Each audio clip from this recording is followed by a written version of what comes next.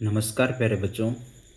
अब तक हमने 3 कविताएं पढ़ ली थी और वे कविताएं बहुत छोटी ही थी।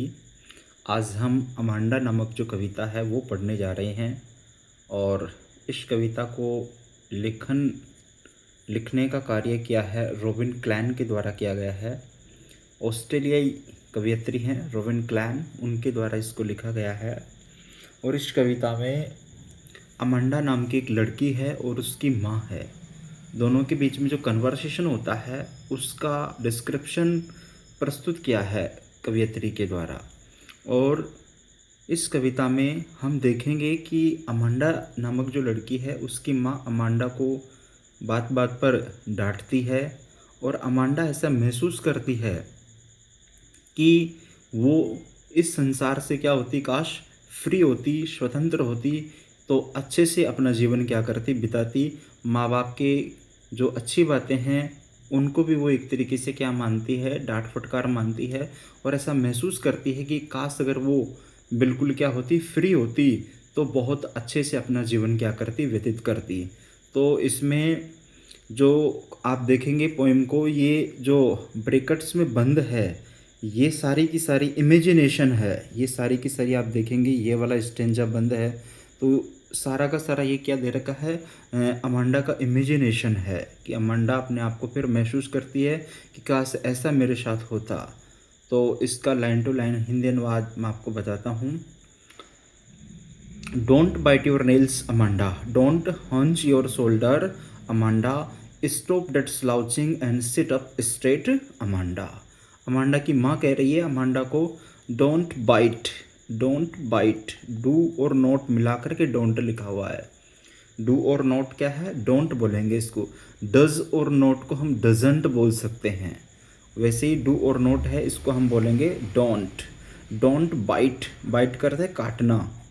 डोंट बाइट योर नेल्स कि अपने नाखूनों को मत काटो, अपने नाखूनों को मत कुतरो। कुतरने से है, काटने का मतलब कुतरने से है। यहाँ पर कई बार मुंह से बच्चे कुतरते हैं तो उस संदर्भ में कहा जा रहा है कि don't bite your nails Amanda, कि अमांडा तुम अपने नाखूनों को मत बाइट करो। Don't hunch your shoulder Amanda, don't मत, और हॉन्च का अर्थ उचकाने से है एक तरीके से। डोंट हॉन्च योर शोल्डर के अपने कंधों को भी मत हॉन्च करो अमांडा, यानी अमांडा। स्टॉप ठहरो, डेट स्लाउचिंग, डेट स्लाउचिंग झुकना, एंड सिट अप बैठ जाओ स्ट्रेट यानी सीधा। अर्थात तुम झुक करके, स्लाउचिंग होकर के भी मत बैठो, झुक करके भी मत बैठो, अर्थात सुस्त भी मत बैठो। स्लाउचिंग का अर्थ शांत, सुस्त, झुक करके आदि अर्थों से हम ले सकते हैं कि तुम बिल्कुल स्लाउच होकर के मत बैठो, झुक करके मत बैठो। बिल्कुल कैसे बैठो, सिट अप बैठो, सिट अप बैठ जाओ, स्ट्रेट यानी सीधे, कि तुम बिल्कुल सीधे बैठ जाओ। तो पहली लाइन में क्या कहा जा रहा है अमांडा को कि तुम अपने नाखूनों को मत कुतरो। फिर दूसरी लाइन में कहा जा रहा है कि अपने कंधे होंच मत करो उचकाने से। बच्चे हैं अपने कंधों को क्या करते हैं, काम के लिए मना करते हैं तो ऊपर की ओर ले जाते हैं, उसको होंच कहते हैं, उचकाना कहते हैं, कि अपने कंधों को भी मत होंच करो। उसको सर्ज भी कहते हैं, होंच या सर्ज कहते हैं। अमांडा मीन्स अमांडा, कि अमांडा तुम ऐसा काम मत करो। तो ये तो स्टेंजा है, कौन कह रहा है इसमें, इसमें अमांडा की माँ है, अमांडा को ये सारी बातें कह रही है।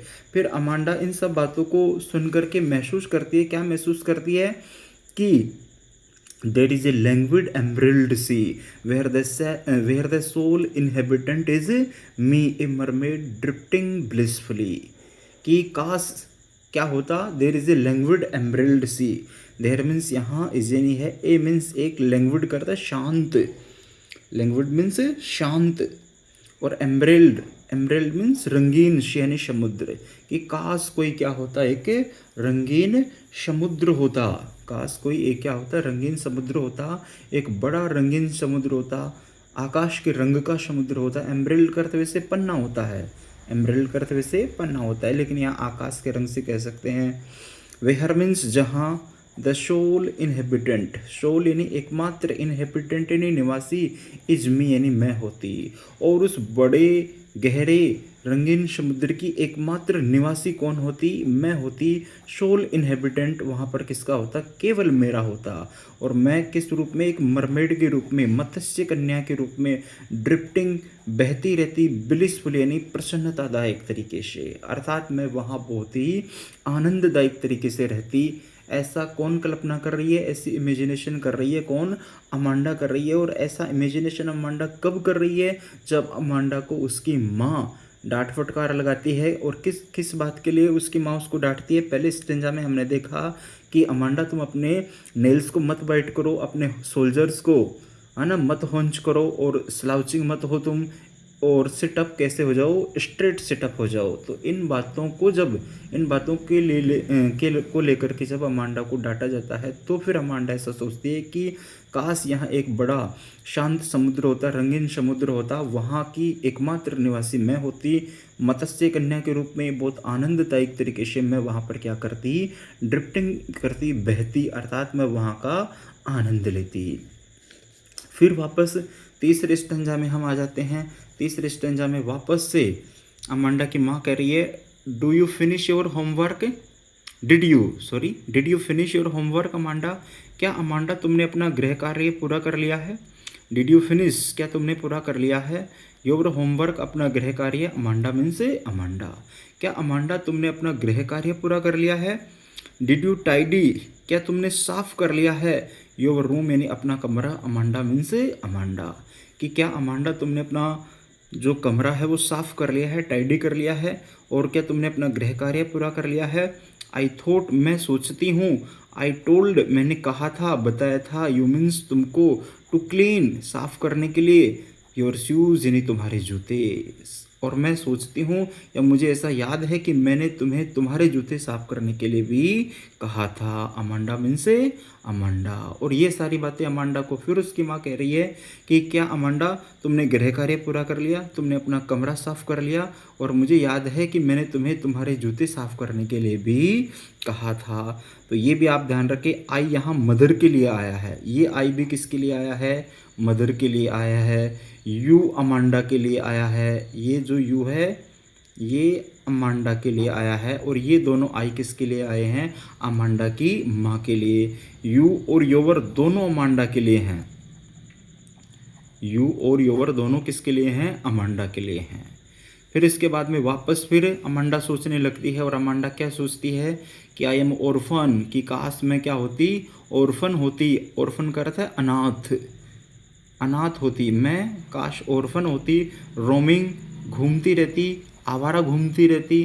द स्ट्रीट यानी गलियों में, अर्थात मैं गलियों में यूं ही घूमती रहती, बिना किसी काम के रोमिंग करती रहती, घूमती रहती। और आई पैटर्न सॉफ्ट डस्ट, और मैं डस्ट से, धूल से, मिट्टी से, सॉफ्ट यानी मीठे या मधुर बोल सकते हैं, सुंदर बोल सकते हैं, कि मैं मिट्टी से मधुर पैटर्न बनाती, विभिन्न प्रकार के नमूने बनाती। With my hushed bare feet, with यानी साथ में, माई मीन्स मेरे, और हस्ड का अर्थ शांत रहने वाले, चुपचाप रहने वाले, बेयर फिट मीन्स नंगे पाँव से। मैं अपने नंगे पाँव से बहुत ही सुंदर सुंदर सॉफ्ट डस्ट पैटर्न का क्या करती? निर्माण करती, अर्थात उनको बनाती। The silence is golden, silence क्या है? गोल्डन है। शांति जो है, साइलेंस है, वो क्या है? गोल्डन है। और फ्रीडम क्या है? स्वीट है। फ्रीडम यानी स्वतंत्रता, इज यानी है, स्वीट मीन्स मीठी। शांति क्या है? गोल्डन है। और फ्रीडम क्या है? स्वीट है। सीधा सीधा आपसे पूछा जा सकता है ऑब्जेक्टिव टाइप में। तो साइलेंस क्या कहा गया है? साइलेंस को गोल्डन कहा गया है। और फ्रीडम को क्या कहा गया है? स्वीट कहा गया है। तो इस कविता में या इन स्टेंजा में, इस स्टेंजा में जो अमांडा है वो क्या सोच रही है? कि काश मैं ऑर्फन होती, रोमिंग करती गलियों में, और जो मिट्टी है उससे अपने जो नंगे पाँव हैं उन पर क्या बनाती? पैटर्न बनाती। और मेरे लिए शांति क्या है? गोल्डन है। और फ्रीडम क्या है? स्वीट है। फिर इसके बाद में नेक्स्ट स्टेंज आ जाता है अपना, और उसमें क्या होता है देखो, don't eat that chocolate Amanda. फिर आप वापस अमांडा की माँ कह रही कि डोंट ईट दैट चॉकलेट, कि मत खाओ दैट चॉकलेट, उस चॉकलेट को। अमांडा मीन से अमांडा कि अमांडा तुम उस चॉकलेट को मत खाओ। रिमेंबर याद रखो, योर एक्नी यानी तुम्हारे कील मुहासे, पिंपल्स को तुम याद रखो। एक्नी का अर्थ कील मुहासों से है, जो किशोरावस्था में एक सामान्य बात है कि तुम अपने एक्नीज को याद रखो। अमांडा मीन से Amanda. Will you please, will you please क्या कृपया, लुक एट मी मेरी ओर देखोगे, वैन जबकि I am speaking to you मैं आपसे बोल रही हूँ, कि मैं जब आपसे क्या कर रही हूँ, स्पीकिंग कर रही हूँ, तुमसे बोल रही हूँ, तो क्या आप मेरी ओर देखेंगे, मेरी बात का को ध्यान से सुनेंगे। यहाँ आई मदर के लिए आया है, MOTHER मदर के लिए है। यू वापस अमांडा के लिए आया है। यहाँ पर यू किसके लिए आया है, अमांडा के लिए आया है। ये यू है, यू भी अमांडा के लिए आया है। ये यू भी किसके लिए आया है, अमांडा के लिए। ये मी है, मदर के लिए आया है। ये मी किसके लिए आया है, मदर के लिए आया है। तो इन बातों का आप ध्यान रखें। तो इस स्टेंजा में अमांडा को क्या कहा जा रहा है कि अमांडा तुम वो चॉकलेट्स मत खाओ, तुम अपने किल मुहासों का ध्यान रखो। और इसके अलावा मैं तुम्हें जो बताना चाह रही हूँ, मैं तुम्हें बोल करके जो कहना चाह रही हूँ, क्या तुम उस ओर ध्यान नहीं दे पा रही हो, उस बात को नहीं सुन रही हो। फिर वापस अमांडा सोचती है इन बातों को सुन करके कि काश मैं क्या होती, आई एम रेपुंजल, कि मैं एक रेपुंजल होती, रेपुंजल होती। और I have not a care, मुझे किसी बात की कोई परवाह नहीं होती, किसी चीज़ की मैं कोई केयर नहीं करती। काश मैं रेपुंजल होती। रेपुंजल भी एक इमेजिनेटिव फिगर है और इंग्लिश कल्चर में उसका ज़्यादा उल्लेख मिलता है। और उसको एक रेपुंजल एक राजकुमारी अपन मान सकते हैं, जिसको एक बड़े टावर में बंद कर दिया था, गया था समुद्र के बीच में, और उसको वहाँ से निकलने जाने नहीं दिया जाता था। तो अमांडा भी ऐसी कल्पना कर रही है कि काश मैं भी क्या होती, एक रेपुंजल होती, किसी चीज़ की क्या नहीं करती, परवाह नहीं करती। और चाहे मेरा जीवन कहाँ पर होता, लाइफ इन ए टावर, उस रेपुंजल की तरह मेरा भी जीवन चाहे उस टावर में कट जाता। और वो टावर बिल्कुल क्या था, ट्रैंक्विल था। ट्रैंक्विल मीन्स शांत था, रेयर यानी दुर्लभ था। I will certainly never, I means मैं, अमांडा के लिए आया है। आई मीन्स मैं, विल नेवर सर्टेनली निश्चित रूप से, नेवर लेट डाउन कभी अनुमति नहीं देती, माई ब्राइट हेयर मेरे चमकीले बालों को नीचा करने की या नीचे लटकाने की मैं कभी अनुमति नहीं देती। तो वापस से यहाँ पर अमांडा है, कल्पनाओं में चली जाती है और सोचती कि काश मैं रेपुंजल होती, उस रेपुंजल की तरह जिसको टावर से बाहर निकलने की अनुमति नहीं थी। तो काश मैं भी उसकी तरह होती, चाहे अकेले रहती, चाहे उस टावर में, बिल्कुल। तो मैं उस टावर में क्या रहती, खुश रहती। लेकिन यहाँ मुझे और डांटा फटकारा जाता है, स्कोल्ड किया जाता है, ये मुझे बिल्कुल भी पसंद नहीं है। फिर अंत में देखो क्या होता है, stop that sulking at once Amanda. वापस से अमांडा की माँ कह रही है कि स्टॉप, ठहरो, डेट सल्किंग, सल्किंग करते कूदना, घूरना, एट वंस अमांडा, कि अमांडा तुम इस प्रकार से घूरना भी बंद करो। You are always so moody, तुम हमेशा क्या होती हो, मूडी होती हो, मनोदशा के अनुसार काम करने वाली होती हो। अमांडा मीन से अमांडा। एनीवन कोई भी, वुड थिंक सोचेगा, डेट की, आई नेग्ड मैं डांट फटकार लगाती हूँ, एट यू मीन्स तुमको, अमांडा मीन से अमांडा। और जिस प्रकार से तुम्हारा मूड रहता है, तो उसको देख करके हर कोई सोच सकता है कि मैं हमेशा तुम्हें क्या करती हूँ, डांट फटकार करती हूँ, नेग्ड तुम्हें करती हूँ। तो तुम्हें ऐसा नहीं करना है, सल्किंग नहीं करना है, और मूडी भी तुम्हें नहीं होना है। अमांडा, यू अमांडा के लिए आया है, आई मदर के लिए आया है। आई किसके लिए आया है, मदर के लिए। यू है अमांडा के लिए आया है। तो ये आप ध्यान रखें।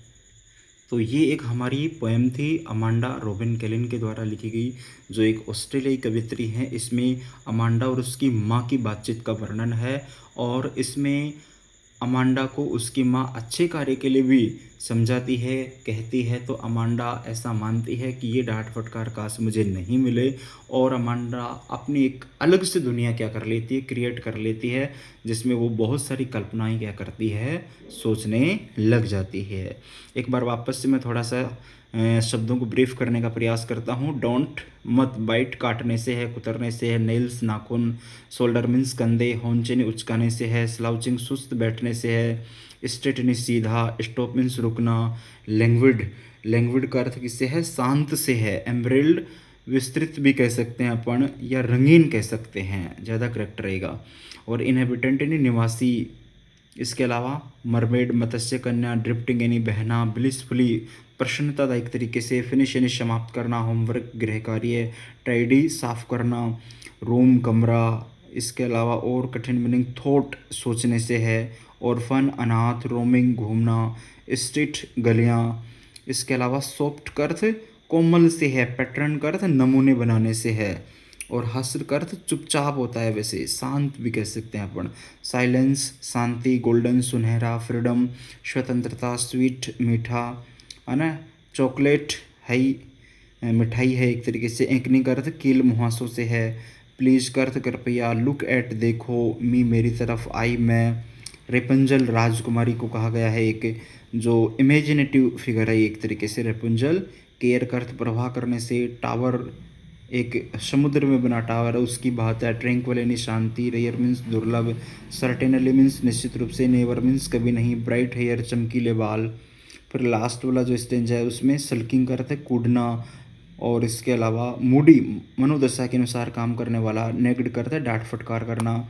इसके अलावा थिंक का अर्थ है सोचना, अमांडा लड़की का नाम है ही। तो इस प्रकार से ये एक हमारी अच्छी सी कविता थी अमांडा, जो किसके द्वारा लिखी गई थी, रॉबिन कैलिन के द्वारा लिखी गई थी।